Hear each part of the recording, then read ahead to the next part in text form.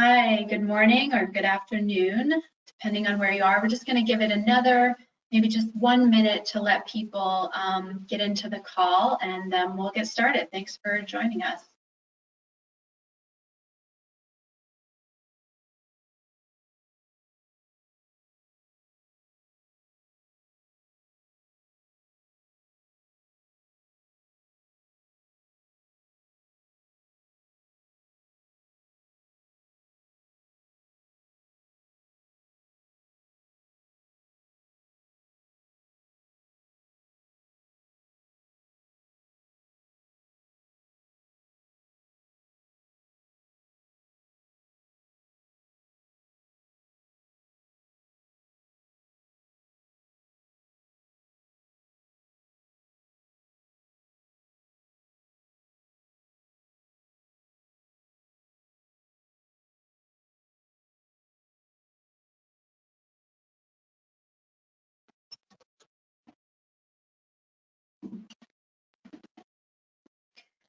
Okay, so we're going to go ahead and get started here. Good to have you all. We're really pleased to have this conversation this morning, and we're really pleased to have these panelists with us. Welcome to VEIC's 4th Clean Energy Call. VEIC is a sustainable energy company on a mission to generate the energy solutions the world needs. Our role as both implementers of energy efficiency programs and also as consultants throughout the country has given us a direct view into the impact COVID has and will continue to have on clean energy work. We want to lean into these questions that many of us are grappling with and see if we can come up with some solutions to overcome them. During each Clean Energy Call, we dive into a specific topic and hear from a diverse group of experts about the obstacles and opportunities that we are all facing together. Our goal is to have a frank conversation that spotlights smart strategies. And our topic today is, can solving for climate change revive the American dream? The clean energy supply chain as a catalyst for true economic development. This is incredibly timely, and we have an excellent group of panelists who have spent their careers working on these issues to help us dig into the complexity of this and these challenges. So I want to thank those of you who shared your questions and comments when you registered. I'll do my best to weave them into our discussion today, and we'll also have time at the end to take additional questions. So I'll start with introductions. My name is Elizabeth Palchik. I'm a senior consultant at VEIC. I'm trained as a behavioral scientist, and I strive to bring the human perspective to our discussions of policy and technology. I work most often in Vermont and Wisconsin with utilities, universities, and policymakers, and focus on underserved customers like low-income, rural citizens, new Americans. And I'm really proud to be part of a national effort to standardize and increase the measurement of equity in our industry. We'll touch on that and many other topics today during our conversation.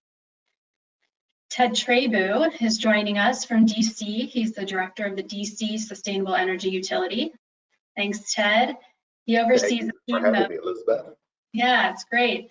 He oversees a team of program managers, marketers, engineers, and customer engagement staff in the Washington, DC office. He focuses his work on engaging with partners and businesses to understand their challenges, and he specializes in problem solving to help customers thrive while contributing to the DCSEU's energy saving and job creation goals. It's really good to have you here. You're much too kind. Thank you for the warm introduction. Stacy Paradis is with us also. Ms. Paradis is an executive director of the Midwest Energy Efficiency Alliance, often referred to as MIA. She's responsible for overseeing the operations of MIA's 25-person staff and $5 million budget. MIA is a leader in raising and sustaining the level of energy efficiency in the Midwest by fostering market penetration of existing energy efficiency technologies and promoting new technologies, products, and best practices. Stacy has been with MIA since 2008, most recently serving as deputy director, where she was responsible for MIA's public policy, their membership, government, corporate, and foundation fundraising and marketing. Welcome, Stacy. Really good to have you with us. Thanks. I'm excited to be here. Mark Rotifer is an environmental advocate and former chair of the Sierra Club Washington, D.C. chapter. He led the Sierra Club's efforts to pass the Clean Energy D.C. Omnibus Act of 2018, which we'll talk a little bit about today. Mark is working to ensure that the District of Columbia meets its commitment to achieve carbon neutrality, which will require transition to clean energy, greater energy efficiency, both of which invest in the local economy instead of sending money to faraway places where fossil fuels are drilled, mined, and fracked. Welcome, Mark. Good to have you. Thanks. And finally, Dr. Deborah Rowe is with us. She's the president of the U.S. Education for Sustainable Partnership Development. Dr. Rowe is a green economy and workforce expert and is writing a global guidance document for the United Nations Environment Program with a focus on greening the workforce. Deborah works to convene and catalyze leaders across societal sectors and has been a professor of clean energy, psychology, and sustainability for 39 years at Oakland Community College in Michigan. Dr. Rowe heads the Higher Education Association Sustainability Consortium and the Disciplinary Association's Network for Sustainability, and is also senior advisor to the Association for the Advancement of Sustainability in Higher Education, often referred to as ASHE. Welcome, Dr. Rowe. Good to have you. Thank you. Great to be here. So I'm going to start just by kind of laying a framework of where we're at and kind of level setting this conversation, and then we'll dive into some questions. So can solving for climate change revive the American dream? This is obviously a really difficult time for our country. Climate change is still with us, even as a global pandemic rages. Low-income Americans and communities of color are being disproportionately affected by the pandemic and climate-related disasters. So the question we're going to work with today is, can investments in clean and efficient energy address these challenges associated with the crises facing this country?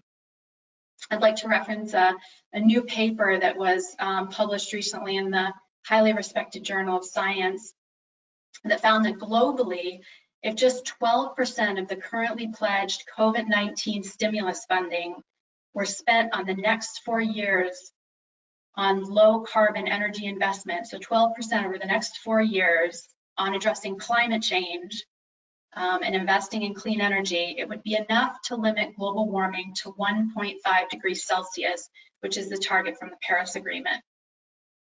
So I just want to say that again. 12% of the currently pledged $12 trillion over the next 4 years could create clean energy jobs and address the impacts of climate change in a significant way.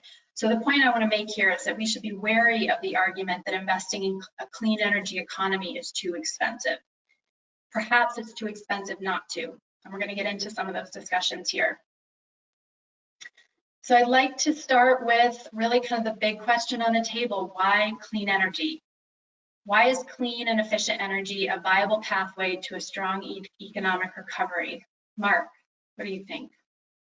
Oh, well, I completely agree with what you just said. There is this idea that is sort of ingrained in a lot of Americans that clean energy is more expensive than fossil fuels, and that's just not true.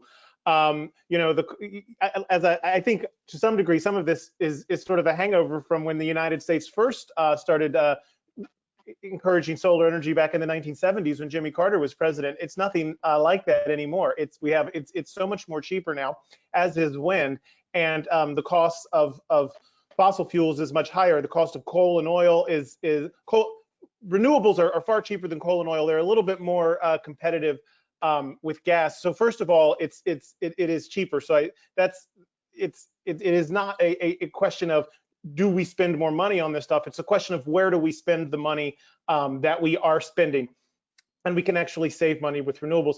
And in terms of how this will work with the with our economic recovery that is going to be needed after we're finally done with this COVID crisis, this clean energy and job creation go hand in hand, right? As was said in the introduction, my introduction by Elizabeth. When we are when we're getting our energy from fossil fuel sources, what we're doing is we are taking money from our local community and we're sending it somewhere else. You know, it could be someplace as far away as Russia or Saudi Arabia, and we're not benefiting from it. When we do things like put solar panels on our roofs, when we do energy efficiency upgrades, better HVAC systems, insulation, that kind of thing, those are local jobs, and that's money kept in the local economy. So this is really transitioning to clean energy and energy efficiency, and of course you can't do them alone, you have to do them together, is really a way to get a lot of economic activity in your own community and to keep money in the local economy. Mhm. Great. Deb, I know that you used to own a solar company, and you're also a clean energy expert. Anything you want to add to what Mark just discussed about a viable pathway to a strong economic recovery? So I just got off the phone with a major trade association in this country, and one that, as of last summer, had on their website that a 3-degree rise would be good for the planet. Within its own membership, multinational corporations are saying, look, we've got to get the policy in place here so it stops being a barrier. We subsidize fossil fuels and give them way more money than we're giving to renewables and energy efficiency. And we have a skewed marketplace right now. So for people who care about free markets, and of course, all capitalistic societies are modified because capitalism, pure capitalism, needs to be modified. People have won Nobel Prizes showing that.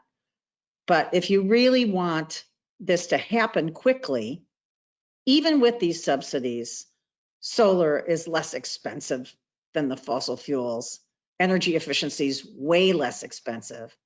And if you care about jobs, if you care about people feeling financially insecure, if you care about the health of human beings and the health of the planet, scaling up very quickly to move towards a clean energy transition and getting off of fossil fuels is the way to go. It just makes business sense. Let me put on my MBA and PhD in business cap for a second. It just makes business sense. But we also have to have the policies in place, because right now those policies favor the fossil fuel industries. And really, there are fossil fuel companies that have said, we get it. We have to be an energy company, but not a fossil fuel company. We have to be a renewable energy and energy efficiency company. We get it, we're ready to go. And if we had only those kinds of energy companies, we'd be well on our way with lots more jobs, lots more health, lots stronger economy. So it's really about getting the dinosaur thinking out of the way and making sure they don't have undue influence in how we run our society. Thanks, Deb. Stacy, let's go to a regional perspective. As someone who looks at regional impacts across the Midwest, what's the jobs outlook for clean energy across the Midwestern region, and why are jobs a core component of MIA's strategy and platform? Sure. So let me start with why it's important, what energy efficiency is. So these are some facts that we know. So the clean energy job sector is 750,000 jobs in the Midwest. They're growing at a rate 4 times faster than employment in any other sector. Now, of those, 750,000 jobs, which are, by the way, twice as many as there are in the fossil fuel industry in this region, 3/4 of those jobs are also energy efficiency jobs. And I think Mark was exactly right. The opportunity is these are local jobs. And what's great about the energy efficiency jobs, and I know Deb's going to talk about this too, is it's the full range of employment opportunities. You can have a high school degree, you can have a graduate degree. The full realm of that are the jobs that are available in this industry, and they're available throughout, not just in the big cities. They're in our urban areas, in our rural areas, and our suburban areas. So that's one thing that's really important to note. And that's, I think, to Deb's point about the policies that need to be put in place to support that, because this is a growth opportunity.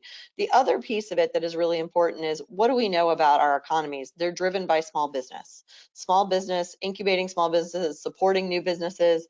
That is what's going to get us out of this pandemic and move us on this path forward. And again, 70% of all clean energy jobs are with small businesses. So what can we do to support those companies? How can we incubate them? And how can we also make sure to help bring job training and supporting those businesses in those communities that are underserved right now? How can we make sure it's happening in the rural communities? How can we happen in low-income communities? What can we do in returning citizens? What can we do for BIPOC communities that haven't benefited enough to date? So I think those are kind of, when we talk about a pathway and we talk about smart policies, that's what we need to do, and that's what we need to pursue. The one other thing that I will add, and this is something that everybody here is I'm very passionate about, passing a policy is only the first step. It's not a victory, it's the first lap as you run that race. Unless we're implementing those policies and making sure that we're putting that investment to work, it's not going to benefit anyone. So smart policies are important, but that's just the starting line, it's not the finish line.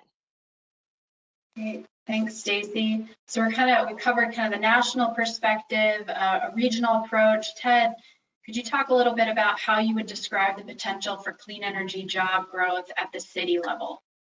Sure. Thank you very much, Elizabeth. It's a pleasure to be here today. One of the principles that was established when the DC Sustainable Energy Utility was founded or even conceived almost a dozen years ago was that clean energy, energy efficiency, and renewable energy would be a way to create jobs for district residents. And so it's embedded within our contract with the city that we have a monetary goal of how many jobs we have to create for district residents, how many opportunities we have to create for local businesses. As Deb was mentioning, local businesses are critical to helping us move the ball forward. And so we have not only proven that we can create a number of jobs, we've created hundreds and hundreds of jobs. We have to track the jobs by the hour, jobs that are paying at least a living wage, which in the District of Columbia is $15 an hour, not our minimum wage of about $7.50 an hour. So creating well-paid jobs. And we think that this is very, very demonstrable in terms of we've worked with ACEEE, who worked with us to say that $200,000 invested in energy efficiency creates one direct job. That doesn't even talk about the indirect and induced jobs that are created above and beyond what we're doing directly. So with a budget here in the district of about $30 million, we've been able to substantiate for the city and prove empirically that we're creating over 100 or so jobs a year for district residents. And so we are very, very proud of the work that we've been able to do here in the city. Great, thank you. I wanted to note, folks, as we're going through the conversation, if attendees, if you have a question that pops into your mind, go ahead and throw it in the question bar. And we're gonna do our best to save a little time at the end to address things that come up as you're hearing from our panelists. So if we've established that clean energy is a viable pathway to economic growth, let's discuss a couple of leverage points that can help us get there. 3 leverage points in particular. We'll touch on policy opportunities, the need for training, which has been brought up, and also how investments can release funding for projects. So we'll start on the policy front. Ted and Mark, you two were both closely connected to the rollout and impacts of the DC Clean Energy Omnibus Act. This is sometimes referred to as the most ambitious climate change legislation in the country. Signed into law by Mayor Muriel Bowser in January 2019 and aims to transition DC to run on 100% renewable electricity and cut carbon emissions by 50%, all by 2032. It's a really aggressive, ambitious piece of legislation. So Ted, I'm sure your work has been influenced by these goals established by the city you work in. Sure. How has the DCSEU been affected by this bill? Well, we've been impacted in a few different ways, and let me highlight a couple of them. First of all, the funding for our organization comes from a public benefit surcharge that's on all utility bills. That surcharge had not been increased in a decade, which limits the opportunities in the marketplace. As you know, things get more expensive every year, products get more expensive, codes go up. The bill doubled the public benefits surcharge so that we could make sure that we had adequate funding to invest not only in energy efficiency and renewable energy, but allowed us to create a green finance authority, a green bank that will help to finance many of the projects that we are doing and create loans in the marketplace. The bill really creates a greater marketplace in which to work here in the District of Columbia. Secondarily, I think a large impact yet to be seen, but it's on the horizon, is bringing the existing utilities, Pepco and Washington Gas, back into the energy efficiency space, but making sure that the programs that they design and implement don't duplicate what we are already doing at the sustainable energy utility as we operate the city's energy efficiency programs as well. It's understood that if we're going to meet the city's aggressive goals for a carbon neutral future and reducing our energy consumption by 50%, it will take our organization working in concert with the utilities to really make this a reality over the next 20 to 30 years. And so the utilities and we'll be getting back into the energy efficiency space, and we see them as welcome partners as we move forward and operate here in the District of Columbia. I'm so glad you mentioned the creation of the DC Green Bank. That is sort of the first of its kind at the city level in the country, and is a really unique mechanism that has the potential to release a lot of public funding by private investments for clean energy development. So it's definitely something to watch. And Mark, I know you were really involved in the passage of this bill. So what would you like to add in the description of what this has done for DC and economic development in the clean energy sector there? Well, so the part that gets the most attention usually is the 100% renewable portfolio standard, meaning that all of our 100% of our electricity will come from green sources in 2032, which is the earliest. No other state is doing it that early. I think Hawaii is 2045, and other states have those goals, but none as quick as 2032. So that's always sort of the big headline part. But another part of it that's really important is the Building Energy Performance Standards program, which we call BEPS. And that program says that buildings of different types, you know, a church, a school, a multifamily building, a single family detached house, you know, there's a bunch of types of houses, that they have to meet minimum energy efficiency standards. What it essentially does is it takes the median in all of those, in each building type, and says to the buildings, okay, you have, it was 5 years, I think in the first round they increased it to 6 or 7 years, to meet that median, to come up to it. And of course, there are a number of funding mechanisms, the Green Bank and others, and other programs that will be funded out of the increase in the surcharge that Ted mentioned. And by the way, that for the average house, that the increase in the surcharge was like pennies a month. I mean, I forget the exact numbers, but it was like 20 cents a month or something for the average user a month, average customer a month.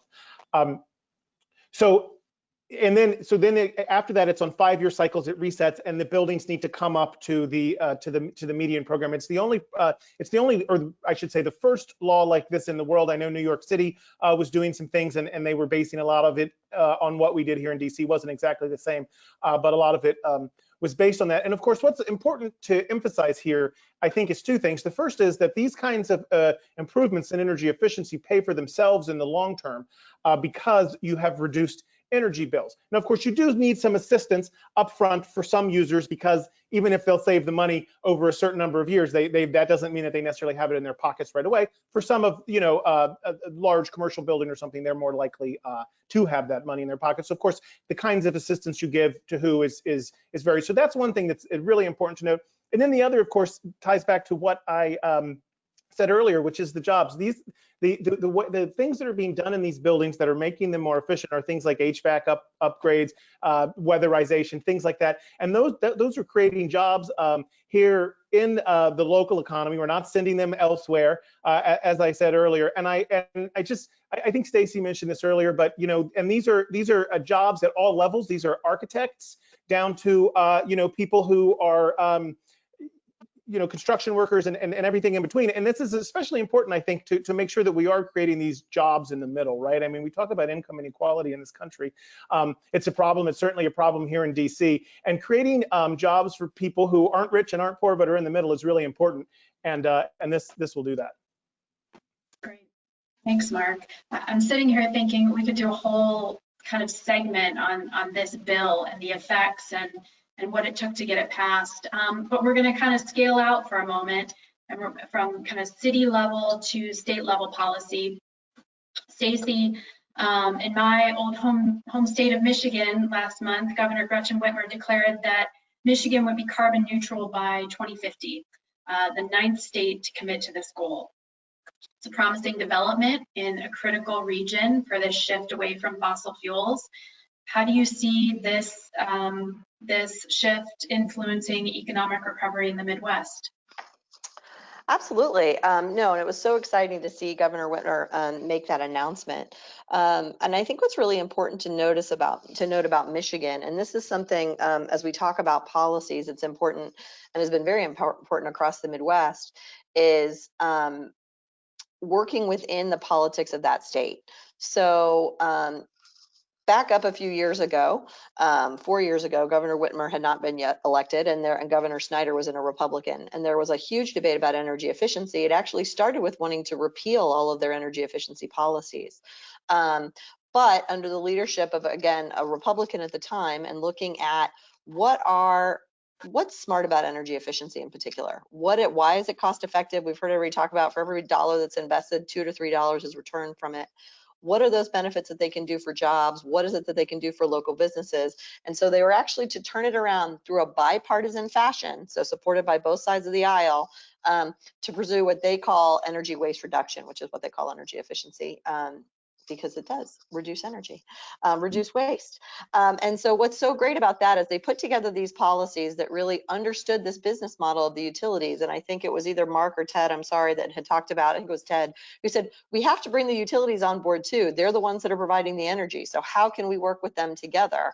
And I think these policies that were produced recognize that. And I think Governor Whitmer is building on that and recognizing that we all have to work together to move this path forward. And I think one of the things that I've really enjoyed about Governor Whitmer is she also understands that unless we double, quadruple, I don't know what comes after quadruple, the investments in energy efficiency, we're not going to get there. Energy efficiency is the most economic way to get there. It is our lowest cost energy source.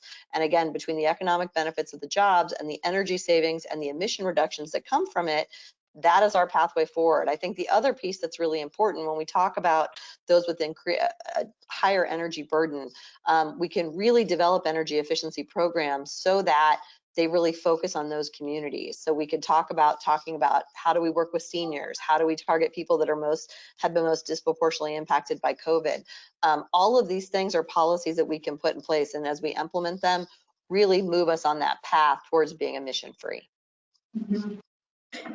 And in Michigan, you've seen some responsiveness from Consumers Energy, right? I mean, kind of a national leader in progressive utility models, Patty Poppy, at the forefront of setting really aggressive goals for utilities to meet the standards set by the state government. Yeah, and keep in mind in the Midwest, and Mark mentioned this a little bit, obviously we have a high proportion of natural gas use. We have cold climates, cheap natural gas. So, and I think if you talk about both DTE and Consumers Energy, they're both dual fuel utilities. So they are going to have to figure out what is the business model to balance out between their electric and their natural gas side. But I think having them at the table and having those tough discussions are going to be really important. And we have to understand there is a business model that's there. So Deb was right when we talked about we have to put our MBA hats on and figuring out how to make this all work. There is a path forward to doing it, but we all have to be on the table and we all have to look to what's next and not focus on the fossil generation of the past. Mm-hmm. I'm going to give a shout out to Green Mountain Power here in the state of Vermont, which is also putting forward some really progressive business models for utilities. And speaking of utilities, the training to prepare people for these jobs is a critical piece of this transition. A report from the Brookings Institute just published over the summer calls for the importance of improving education and training offerings to prepare men and women for clean energy jobs. So let's talk about that next. Deb, can you describe the role for higher education and perhaps community colleges in training workers in the clean energy economy? Sure, I'd be glad to. So there's actually 3 types of green jobs, right? There's the jobs that already exist. The listings are out there You can go to LinkedIn, you can go to Indeed, all those other places and find them. We actually have a Google Sheet that we make available to career centers and employers who can make good use of them, of over 60 listings of job sites, job listing sites that people can go to find the green/sustainability jobs. And they aren't just being a solar and wind technician, although those are growing so quickly, much quicker. They're two of the top 3 quickest growing jobs in the country.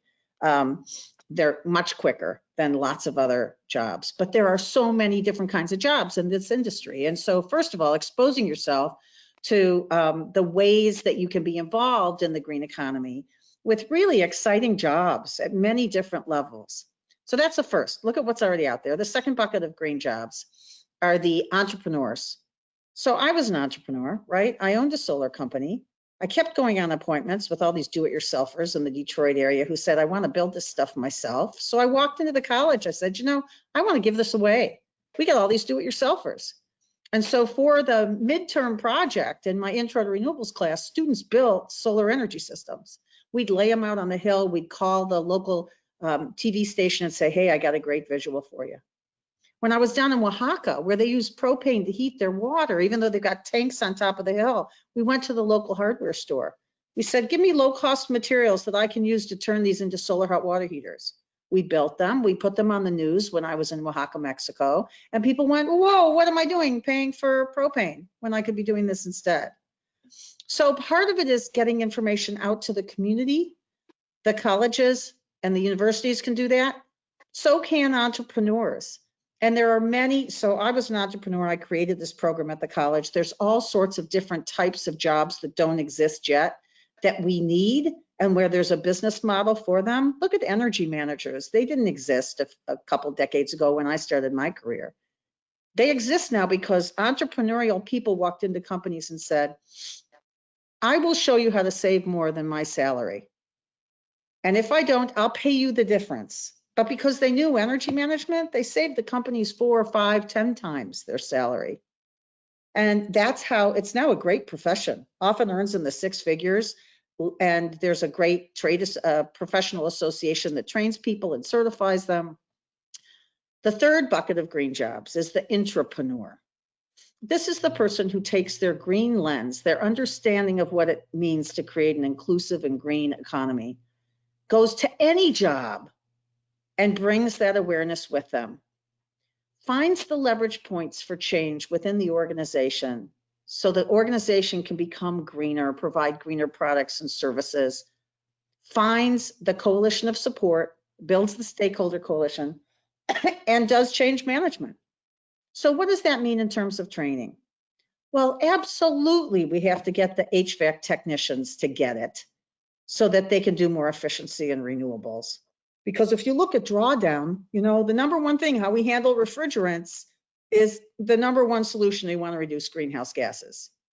So every heating and cooling company and every training program has a economic as well as a moral obligation to learn that material and to teach it. Same in construction, same in culinary, same in agriculture, same in landscaping. All of the community colleges have these programs where you can easily fit the green and sustainability principles into it.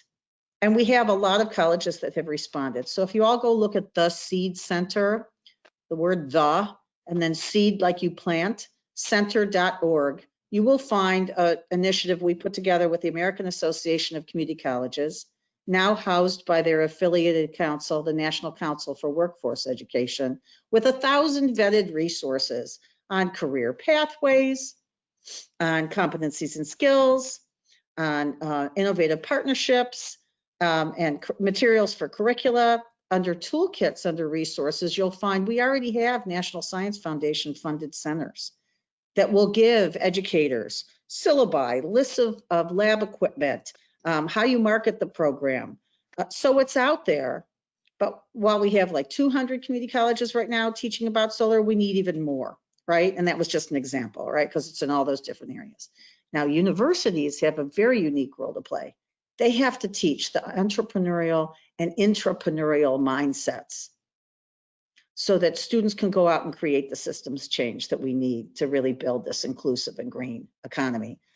No more of this, let's teach, sustainability up here in the abstract. We need the competencies to be change managers, change agents to get to a sustainable future. And we needed it 2 decades ago, but I'll take it if we can get started working on it today and tomorrow. And there are lots of universities that are doing this already. We have lots of precedents for you. So you can look at ASHE.org/HEASC. That's the Higher Ed Association Sustainability Consortium. And I'm hoping somebody will put those links into the chat box for you. And then there's also ASHE.org/DANS. Those are 45 academic disciplinary associations, all working to integrate sustainability into the education and training we do. One last thing, and then I'll shush, which is workforce development agencies have a key role to play. Summer youth programs have a key role to play. High schools also have a key role to play, because we need this education not only so we have people ready for the jobs, we also need this education so that people can act as the educated consumers, community members, citizens, voters, and investors that we all can be in our adult lives. So that's a short version. I like the way you laid that out as you were talking. I was thinking of all the people in my network who have benefited from really good clean energy jobs, me being one of them. So you mentioned workforce development. TED, the DCSEU, is running a really impactful workforce development program, preparing underemployed and unemployed workers to enter this green energy economy. So I'd love to hear about it. And I want to flag that on Thursday of this week, ACEEE is doing a panel with Glennis Wade, who is works with TED on the workforce development program. So if you want to take a deeper dive, that's an opportunity to learn more there. But while we're here, let's hear about what you're doing on the workforce development program, Ted. Thank you very much. And it's always a pleasure to talk about how we are working with our unemployed residents, underemployed residents, some returning citizens, some who are returning from years of incarceration, some residents who haven't been in the workforce at all in a couple of decades. And we put them through a workforce development program that we have organically created, quite frankly, and it's been going on for about 4 or 5 years now, in terms of really moving people from unemployment or underemployment into full-time careers. When I started working on the workforce development work, I wasn't working on it directly, but I used to be the vice president of PEPCO here in the District of Columbia. And every year at the end of the year, we would get together with the division leads and we would talk about our wins and our losses over the course of the year. And the director of human resources, 2 or 3 years in a row, he got up and he said, we started the year with 60 new trainees. And after they passed their aptitude test, after they passed their drug screening, and we got them on work, and these are good paying union jobs. He said at the end of the year, we started with 60. At the end of the year, we had about 4 or 5 people left.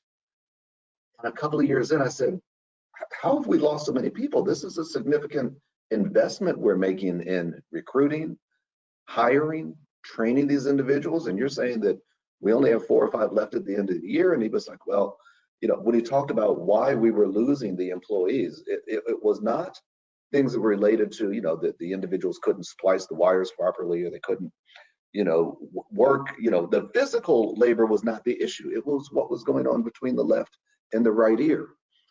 People would get to work late. People would have miscommunications with their supervisors and things like this. And so when I started doing workforce development at the Sustainable Energy Utility, I said, let's make sure that we eliminate some of these barriers to employment that are what I would call more on the mental side of things than on the physical side of things. And so then after we do a lot of, what I would call financial literacy, teaching individuals that they need to eat properly and maintain their health as they're out in the field and working. You can't have a soda and some bag of chips for breakfast and think you won't crash by 11 in the morning. And so, we have things about how do you prepare your meals, and then getting around early in the morning is different than getting around in the middle of the day. So transportation is very important. But the key to our success, I believe, is that we have an extended 5-month externship where we match the individuals with potential employers. A lot of our contractors are partners with us, solar installers, the people who are doing HVAC, the people who are doing lighting. We match the individuals with them. We match the individuals with local universities here who have sustainability programs. And we pay the trainee's salary for 5 months. It's an extended interview, so to speak, with the potential employer. And we're proud to say that our placement rate is about 85% or higher. Whereas traditional workforce development programs, placement rates might be in the 30 to 40% range. We're placing people at twice the rate of traditional programs. And I think this extended, so to speak, this extended interview, this extended working relationship with our potential employers really helps us a lot and helps the individuals, assimilate and move into the world of work. And we call it careers, quite frankly. We're training people at all levels. Some of them are engineers, some are just learning the basics in the beginning, some are working in offices. A lot of people say, well, a lot of this work gets done, in the maintenance rooms and in the boiler rooms of buildings, but a lot of this work has to go back to the office so that you can properly understand, record, invoice for the work that's being done. And those are green jobs as well. So we're training for all of that. And we're very, very excited to be a part of the ACEEE forum on Thursday, when the expert on this, Glennis Wade, will really get into, how she performs this magic with, we probably take about 40 individuals a year through our program and again, set them into full-time careers. We're very, very proud of the program. I'm thinking of the importance of mentorship, and that extended relationship and working with an individual already with a foot in the industry is just hugely significant. It's discussed a lot when we talk about bringing women into the energy industry who are, represented at lower numbers typically than men. The importance of good mentors is critical for all of us. It is, and we always have at least 2 or 3 women in our cohorts as well, because as you said, they're a critical part of this space. Well, half of my engineering team is female, I'm very proud to say. My lead engineer is a woman. Top 2 engineers in our firm are women. So yes, they at all levels of the organization. Women are vitally important in working with us. That's such a cool program. So we've highlighted, lots of opportunities and bright spots in the clean energy field as a catalyst for economic recovery.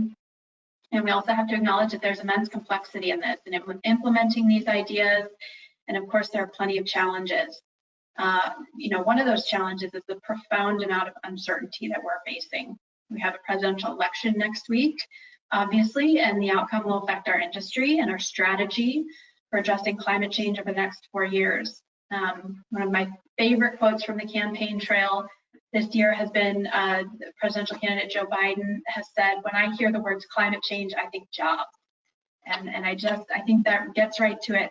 President Trump, of course, has challenged the science. So let's just touch on this briefly. We'll touch on both sides. But Stacey, if we get 4 more years of Trump, where will be the highest leverage points for continued progress? Obviously at a slower speed than we might see with a Biden-Harris White House, but what can we be thinking about? So there's 2 things to keep in mind. And again, I've been living in the Midwest for most of my life. We've been in a red world in the Midwest for the last 10 years. And keep in mind the investment in the clean economy and in energy efficiency in particular has tripled. So again, understanding the economic argument is vital. So that's just one thing I want to bring up to everyone. The most important thing is message to the people that you're talking to. Understand who the political leaders are and understand what moves them. Is it emissions that moves them? Is it an economic argument that moves them? Make sure that you prepare yourself going into any meeting so that you know who you're talking to. But that being said, unfortunately, I think you're right. If obviously President Trump is reelected, there's going to be a very differences of what's coming out and what supports are happening at the federal level. So one thing I'll note, at the Department of Energy, the Office of Energy Efficiency and Renewable Energy, it has 200 less employees than that they did when the stimulus went out under President Obama. So keep in mind that has a huge impact on just getting any federal funding through. Now, what's interesting is the Department of Energy's budget related to energy efficiency and renewable energy, that office has been maintained and is sometimes increased under President Trump, not from what he's proposed in the budget, but what Congress has supported. So again, it is important to maintain those lines of communications with those folks on the federal level and how they're funding it. So keep that in mind. At the state level, though, is where the majority of these policies are made. So even though I know people get most excited about a presidential election, it's in the 50 state capitals around this country where these policies are getting set, and then they're being implemented through the regulatory commissions that are happening in each of those states. So you really have to, all politics is local, as they say. So keep that in mind, is very important. The one thing that I would add too, I had just started at MIA when the first stimulus went through. And I've talked to a lot of people in Washington as we think about what would happen based on the election results in November.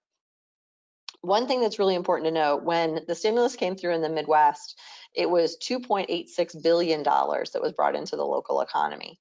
But our clean energy economy was less than less than half a billion dollars. It has now gone up 4 times that.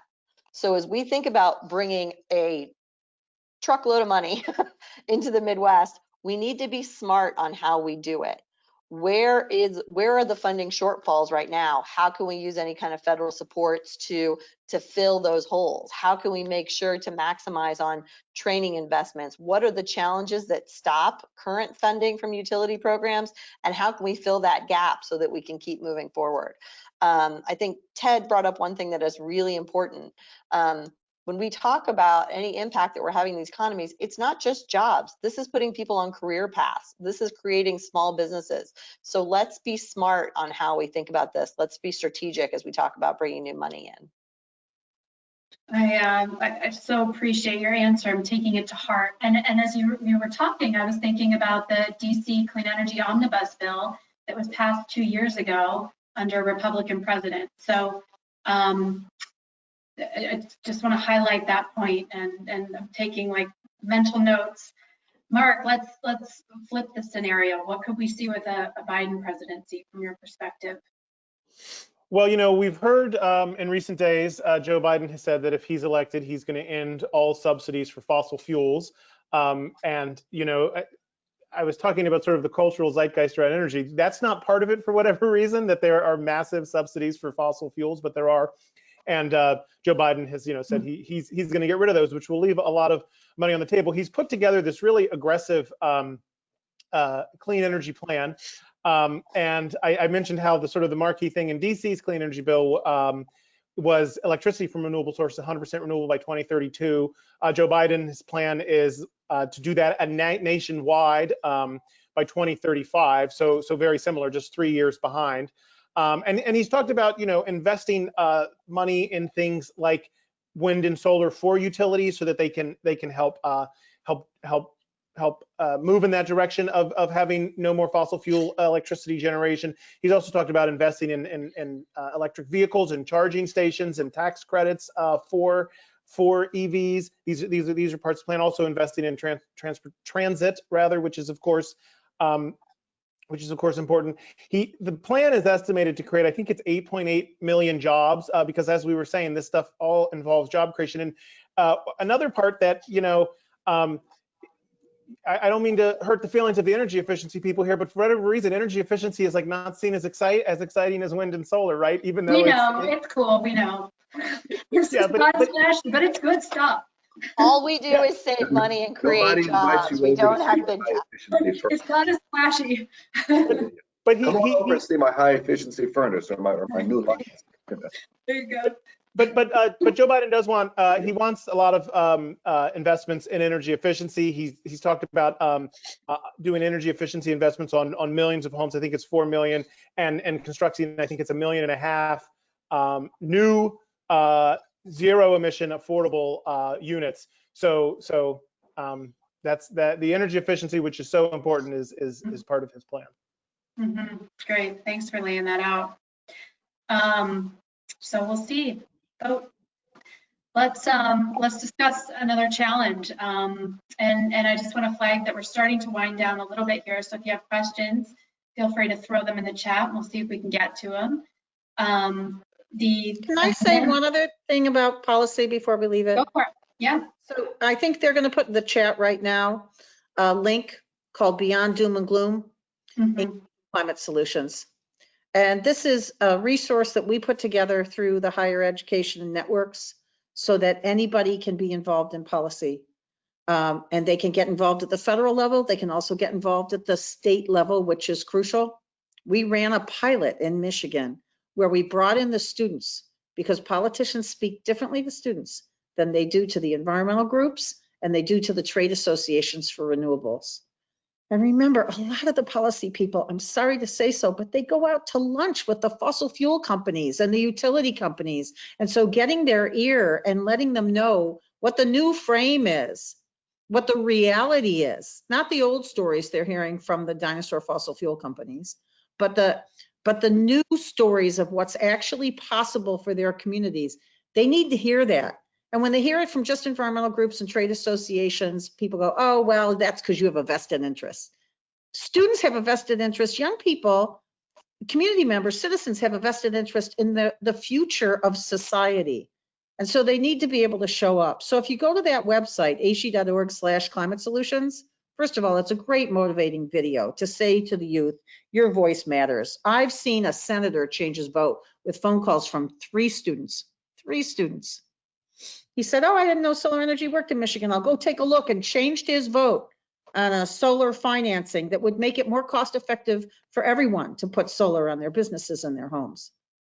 There's scripts there. There's links to where you can get policy alerts. And in Michigan, when we did the pilot, it made a difference because the politicians responded differently to the students. So interested community citizens show up and show up at the state level to help create. And Deborah, if I can double down on what you and something that Stacy said earlier, because it's critical. When you're in front of these legislators, remember to whom they must respond. They are responding to voters, okay? Voters do not, by and large, understand megawatt hours, MMBTUs, therms. Voters understand jobs in their community. They understand economic opportunities for the businesses in their communities. And so whenever I go in front of a group of legislators, the first numbers that I'm going to recite is, we created X number of jobs this year with the funding that we had. We spent X number of dollars with businesses that are based here in DC, paying taxes here in DC, and recirculating that money in our economy. And then I get to, because 20% of our funds are spent in the low income community, we can talk about the energy burden that we lifted from low income residents. I always talk about a lady with whom we worked. We put a solar system on her house and did some energy efficiency. She said, I used to get around in my BMW, bike, metro, that's our subway system here, or walk. She said, I saved so much on my energy bills that I was actually able to buy a car for the first time, take my children to school, helped her go get a job. These are life-changing things when you can take what is normally the second highest bill in somebody's house and reduce that by half or more. These are life-changing. People can eat. People don't have to make the decisions between food, medicine, and keeping the lights on. It improves quality of life, but you have to remember, as Deborah and I think Stacy are really saying, our legislators are responding to a slightly different policy. Those of us who are in the industry, we can talk megawatt hours and therms and cost effectiveness all day long. It doesn't resonate in the halls of those who are having to appropriate the money to fund these programs. Those are great points. I do a lot of work at the University of Vermont, and kind of saying there is that if you want a policy changed, if you want a big initiative to happen, make sure the students are driving it, because that's, you know, that's who the leaders listen to. So we're going to shift now to, you know, another challenge, and we kind of touched on some of it, but, you know, communities of color, we've already talked about this, and lower wealth Americans have been disproportionately affected by COVID. Low-income communities are also disproportionately affected by climate change impacts. And I referenced earlier the importance of women in this industry. Women are losing and leaving jobs at higher rates right now than men as a result of the pandemic and the extraordinary pressure this is putting on families. We talked about higher education. Women who need to be publishing are just, it's incredibly challenging. So Deb, I'm going to come back to you. How do we ensure that this is an equitable recovery? What do we need to be thinking about? I think what Ted talked about in terms of how we put together the training programs so that they really do meet the needs of those who have been unemployed, underemployed because of systemic barriers really makes a difference. So let's not do just those quick little 12-week training programs and then you're out there and you're going to be successful. Let's do the wraparound services and training so that we can do the shift. In Detroit, we put together a Detroit Green Skills Alliance. We brought together the nonprofits, the businesses, the government, all working to build the green economy. And we said, what are your barriers?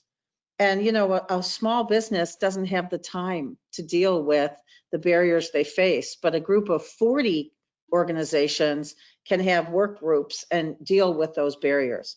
So if funders can look at those, what are the systemic barriers that are in the way for a just transition? And don't give me funding for 3 years and then say you should be self-sufficient now, funders. I mean, you've been doing that for decades and it just is so dysfunctional. Be there with us for the long haul to make the shifts in society that we need so that we can truly get to that just transition and understand the problems that people have in their daily lives of childcare and transportation. And, oh, I didn't know it wasn't okay to answer the cell phone when I was on the job because I don't have family members that have had this kind of job before, and the OSHA training so that they can go on to the job site. There's a lot that we can learn about what's going on in training. I've loved writing this global guidance document for the United Nations Environment Program and other groups on how do we prepare the green workforce. And there's a lot to learn of other countries that are ahead of us. I do want to go back to those who are, you know, looking at this election, and you said Trump challenged the science. I would argue that Trump ignored the science. There is no real challenge to the science here. The science is very well established. So it's about utilizing the science as a tool for those of you who are in that Trump frame to help make this country great again, or even better than it is now. We can there's a common ground. I love what Georgia did. They got the Sierra Club and the Tea Party together to create a green tea party, who then worked to change the policies so that people can now afford in parts of Georgia to put solar energy on their homes and on their businesses with a financing available for net positive cash flows, high returns on investments, makes more sense than the other places you're putting your money. That's the kind of structure we need, because if we do that, then the training programs will explode because we'll need all those workers because you'll have the demand for the jobs. Also, training programs have to train the salespeople. They have to train the marketers. They have to train the community educators. This is an opportunity for lots of different kinds of organizations to get involved, not just the employers of the small businesses, not just the utilities. So I could go on, but I'll stop there. There is also an organization that we put into the chat for women to get into renewable energies. And I just wanted to point that out. Ted, anything to add to that? Just an equitable recovery. What do we need to do? We just have a couple minutes left, and I want to get to one closing question. Sure. You know, our goals here in the District of Columbia are very aggressive.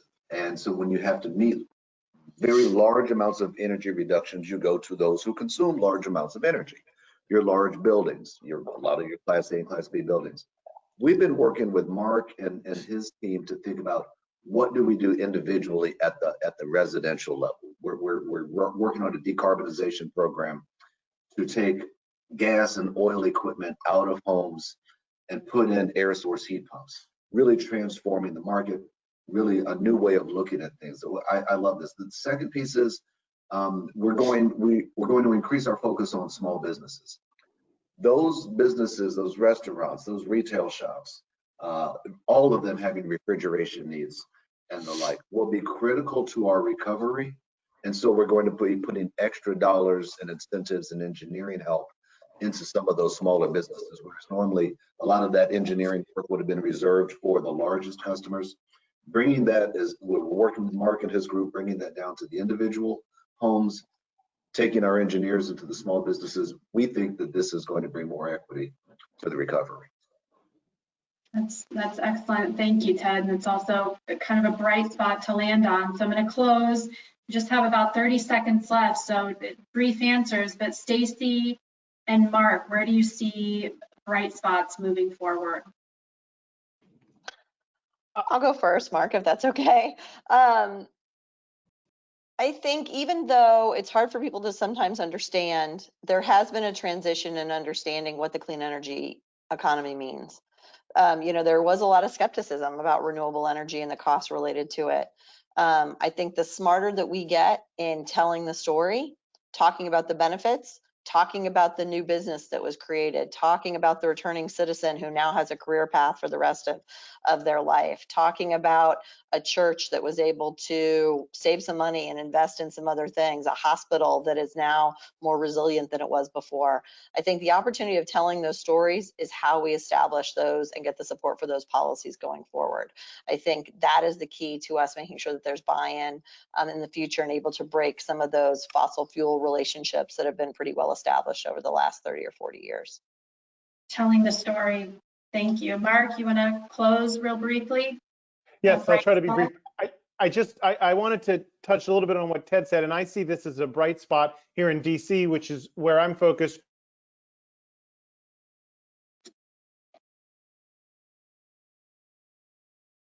Like you froze, Mark. Unfortunately, yeah, everybody else is seeing it too. Shoot, that was going to be excellent. Oh, he's back. Oh, I'm sorry. So 20% of our emissions in DC come from gas, from our gas utility. They have agreed to be carbon neutral by 2050. We're a little disappointed with the plan they put out to do that, but we're excited about the direction we're headed there. We're super excited about what DCSEU is doing, what Ted was talking about, their decarbonization pilot. I mean, so we need to get our buildings off of fossil fuels. We need super efficient heat pumps. They can have efficiencies of 300 or 400% over the next 30 years. That's going to grow. And there are just a lot of jobs and opportunities there in terms of retrofitting our older buildings and making sure our newer buildings only have one energy source, which is going to be much cheaper than having to have two systems and cheaper to operate as well. So that is, it's a challenge that's going to take us some time and some effort to figure out, but it's a bright spot because it's really, it's going to be necessary, and we're taking the beginning steps to get there so that we can achieve carbon neutrality. DC is a city to watch for sure. I'm going to close this out. This has been really rich, everybody. I really appreciate all of your intellectual firepower and all the work you're doing.